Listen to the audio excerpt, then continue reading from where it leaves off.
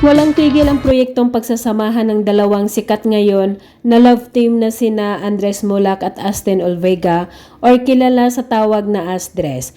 Mapapakilig ka agad ang mga Jinsi tuwing nakikita silang dalawa.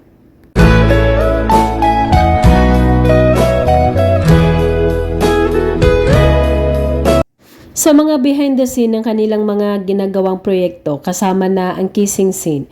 Kahit mga staff na kasama nila sa taping ay siguradong kinikilig din sa kanilang eksena.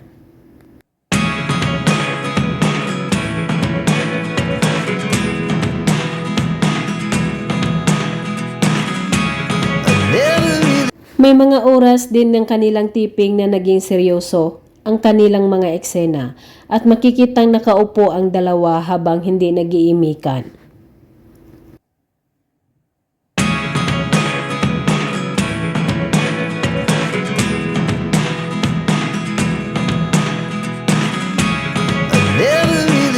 Tinutokso naman si Andres Mulak ng kanilang direktor at iba pang mga kasamahan patungkol sa pagpunta nito sa taping area ni Astin Olvega kahit hindi naman siya kasama sa eksena.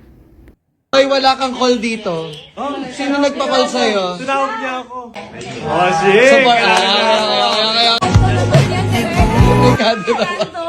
Nagkaroon din ang Asdres ng kanilang taping sa airport at habang inaayos pa ang set ay nakaupo muna sila sa isang tabi at biglang naglabas ng isang sunflower si Andres. Day 12. Hi! 12 ba? Ha? Day 12? Oh, wow! Wow, galing no? Ang gagawing eksena ni na Andres Mulak at Astin Olvega sa airport ay ang pagpapaalam ni Astin sa binata habang papaalis na ito papuntang ibang bansa ang dalaga. Support na kami guys kasi magbo-board kami ng flight. Meron kaming shooting Meron kaming shooting sa Uzbekistan. Oh? Napakagaling ng dalawa sa kanilang eksena sa kanilang behind the scene sa pamamaalam serye. Nagyakapan at naghalikan ang dalawa habang malungkot ang kanilang mga mukha.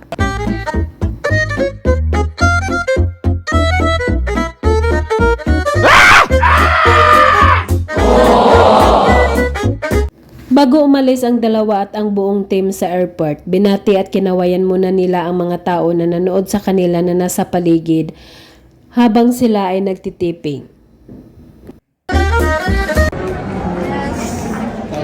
Hello family! Kamusta? Tama naman eh! Ate Nis, tama ba yun? Ate Andrea. So you're here